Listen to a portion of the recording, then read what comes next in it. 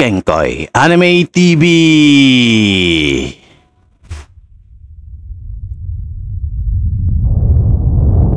Tignan nyo, parang kakaiba naman yata ang ginawa niya ngayon.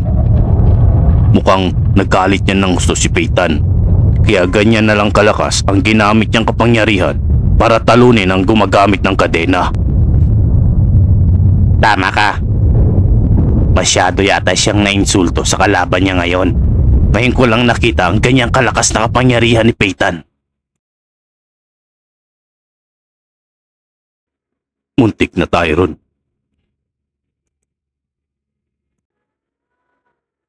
Sa ngayon, wala tayong alam kung anong nangyari kay Kurapika. Kaya naman, wala tayong ibang gagawin kundi maghintay sa resulta ng laban nilang dalawa.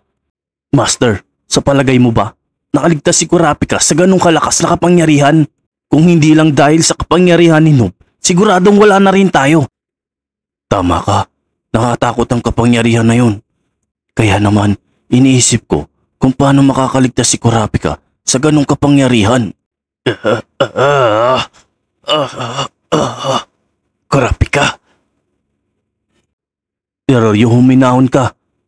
Alam ko napakadelikado ng kapangyarihan na yun. Pero alam ko din na magagawa ni Kurapika ng paraan. Tama siya, Rilorio. Lahat tayo ay nag-aalala. Tanging magagawa nga lang natin ngayon ay magtiwala kay Kurapika. Malakas siya. At alam kong magagawa niya rin ng paraan kung paano matalo ang kalaban niya ngayon. Kurapika.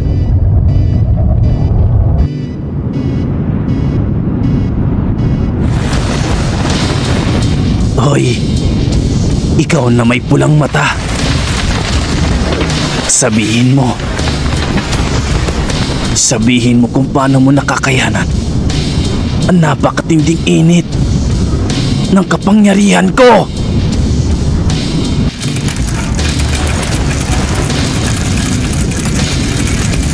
Siguro ay sumasakit na ang ulo mo kung paano ko nagagawa ang bagay na ito.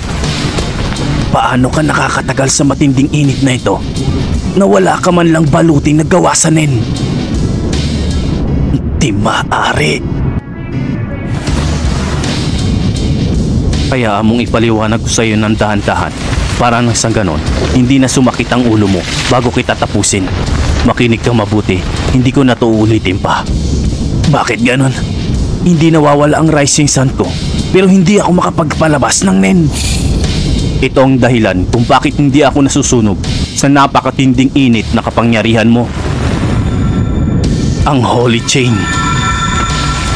Ibinabalot ko ito sa buong kong katawan nang sa ganun hindi ko maramdaman ang napakatinding init ng kapangyarihan mo. Pero hindi sapat yun dahil napakalakas nga ng kapangyarihan mo. Nilagyan ko rin ng mga kadenang nakapaligid sa atin. Dahil dito, nabawasan ang init na direktang tatama sa akin.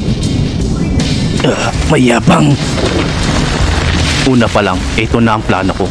Ang mailabas ang pinakamalakas mong kapangyarihan. Dahil kaya ko itong makuha mula sa'yo gamit ang steel chain ko. Pagkadami mo sinasabi, gawin mo na ang gusto mo. Huwag kang mag-alala, ngayon mismo.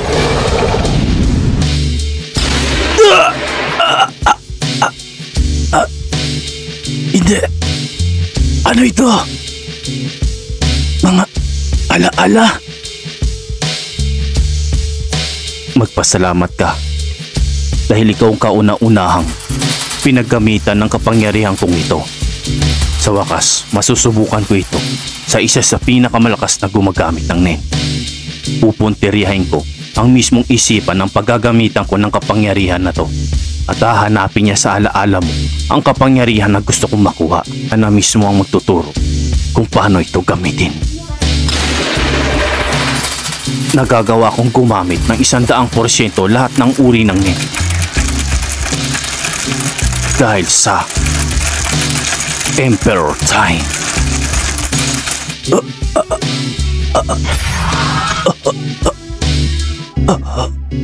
Hindi. Hindi maaari. Natalo ako sa labang ito. Nakalimutan ko pa palang sabihin sa'yo. na lumalakas ang kapangyarihan ko, lalong-lalo na sa inyo, mga Phantom Gang. Tignan nyo, nawawala ng kapangyarihan ni Peyton. Siguro ay nasunog na at naging abon na lang ngayon ang gumagamit ng kadena. Nakakaawa ka naman, bata. Si Peyton pa talaga ang nakalaban mo. Wala nang rising sun ni Peyton. Pumunta na tayo para makita natin at malaman kung ano talaga ang nangyari. Ano ka ngayon, bata? Siguro ay nagmamakaawa ka. Habang nasusunog sa harapan ni Peyton. Masyado mo yatang nainsulto si Peyton, bata. Kaya na ipalabas mo ang pinakamalakas na rising sun niya. Wala ka na bang lakas? Kung ganon, ako na mismo ang magpapatayo sa'yo. Ay tatanong lang ako sa'yo. Ngayon, nakadepende sa mga sagot mo. Kung gusto mo na kaagad mawala. Pero bago yun, kailangan ko munang maipaghiganti ang hirap na pinagdanasan ng aking mga angkan.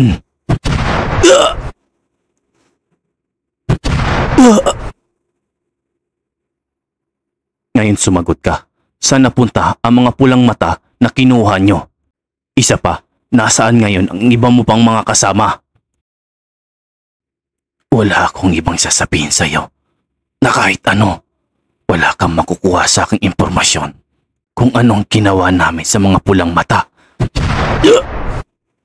Kung ganon, magiging katulad ka ng mga kasamahan mo na tinapos ko na. Hindi na importante sa akin kung magsasalita ka o hindi. Dahil madali na lang sa akin, tatapusin kayo!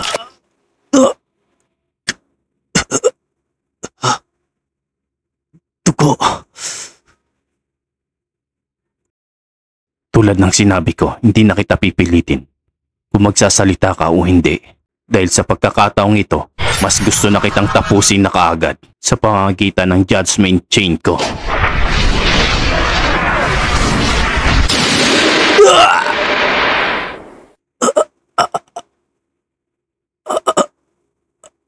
Anong pakiramdam na ito? Ngayon, hawak ko ng kapalaran. Kung magtatagal ka pa o hindi na, hindi ko na to patatagalin pa. Kurapika! Gon! Kurapika! Killua!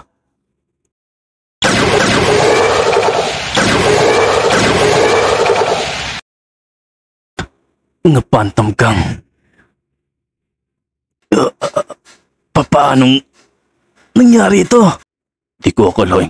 Si Peyton pala ang tihado. Batang kung magkamit ng kadena. Ang mabuti pa, huwag ka nang kumilos pa kahit na kaunti. Kung hindi, ikaw ang mapapahamak sa pagkakataong ito. Kaya bitawan mo na si Peyton. Bakit pa pumarito kayo? Nang dahil sa ginawa nyo, nahuli niya na tayong lahat. Ito na ang katapusan natin. Maganda ang ginawa nyo. Hindi siya nagsalita patungkol sa inyo. Kayo na mismo ang lumapit sa akin. Hindi na ako mahihirapan pa.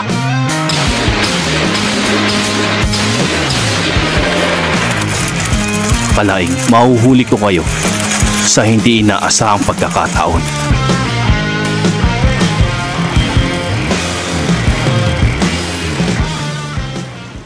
Sa wakas, nakita ko na ang tamang lokasyon. Magandang balita yan. Kailangang hindi ka magkamali sa mga gagawin natin.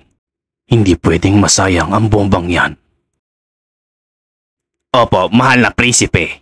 Siguraduhin kong walang matitira sa kanila kahit ni isa. Dahil sa lakas ng bombang ito, sigurado na ako. Mabuti kung ganon. Hindi ko na kailangan ng Phantom Gang. Kaya naman, kailangan na silang tapusin. Isama mo na ang may pulang mata. Hindi ko na kailangan ang mga mata niya. Masusunod, mahal na prinsipe. Gagawin ko ang lahat ng pinag-uutos nyo nang walang kahirap-hirap. Kaya naman, ako na ang bahala sa pagkakataong ito. Sigurado akong napahamak na si Chrollo sa Dark Continent ngayon. Wala na silang halaga. Ang tanging makakatulong na lang sa akin ay si Gyro.